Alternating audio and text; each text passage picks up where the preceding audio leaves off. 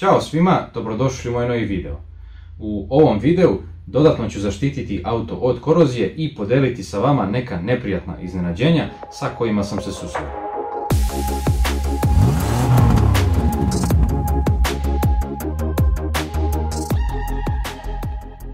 Pošto u planu imam razne nadogradnje, odlučio sam da iz auta izvadim ceo enterijer.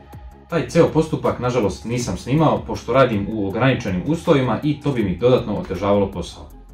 Ukoliko neko planira da uradi isto, slobodno nek mi se obrati za više informacije. Pre nego što počnem, želim da se zahvalim kompaniji 4CR što mi je za ovaj video obezbedila nekoliko zaista odličnih proizvoda koji su mi bili potrebni. Prvo, skinuo sam instrument tablu.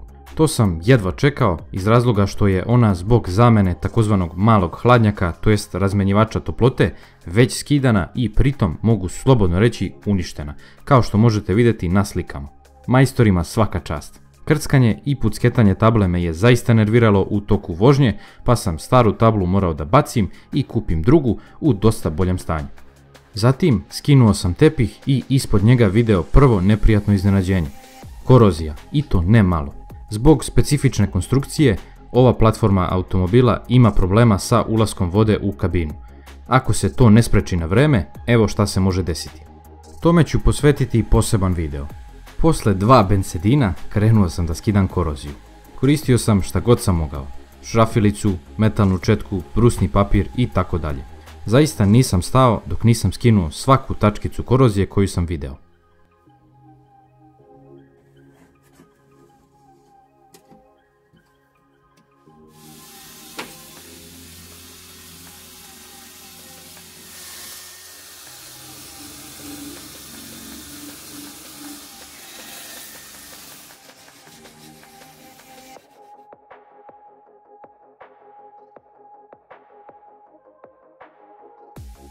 Zatim, površine sam dobro očistio pre nanošenja primera. Za to sam koristio 4CR Anti-Seal proizvod koji zaista odlično čisti, to jest odmašćuje površine. Primer koji sam koristio je takozvani epoksi primer. On odlično prijanja na čist metal i ne propušta ni vlagu ni vazduh, tako da će pružati odličnu zaštitu. Pošto nemam kompresor, za nanošenje primera koristio sam mali valjak.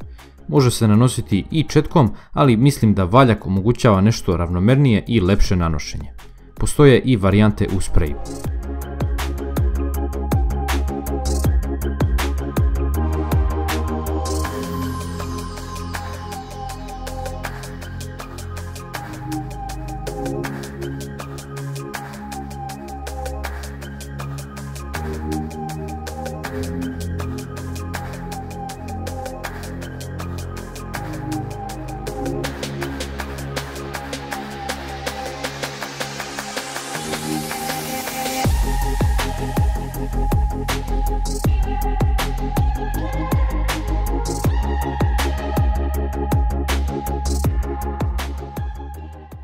Također, ceo pod ću ofarbati u boju auta, ali nešto više o tome bit će u nekim od sljedećih epizoda. Pošto detaljno pregledam sve, skinuo sam i zadnji branik. Tu sam video još jedno neprijatno iznenađenje, doduše ne tako strašno kao prethodno. Ojačanje, to jest šina branika je deformisana i na par mesta je bilo potrebno ispraviti lim.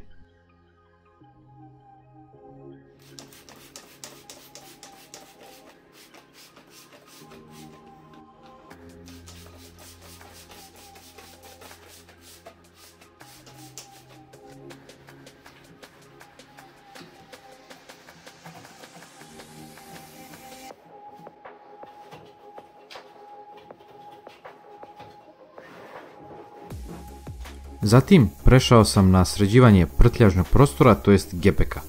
Skinuo sam sve tapacire, očistio i dodatno zaštitio neke delove gepeka. Za to sam koristio 4CR vosak za zaštitu šupljina u spreju.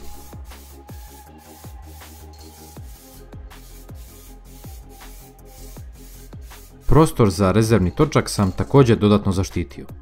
Bilo je par manjih ogrebotina koje sam sredio, a zatim sam naneo 4CR zaštitu od kamenčića i kasnije preko nje sjajnu crnu boju u spreju.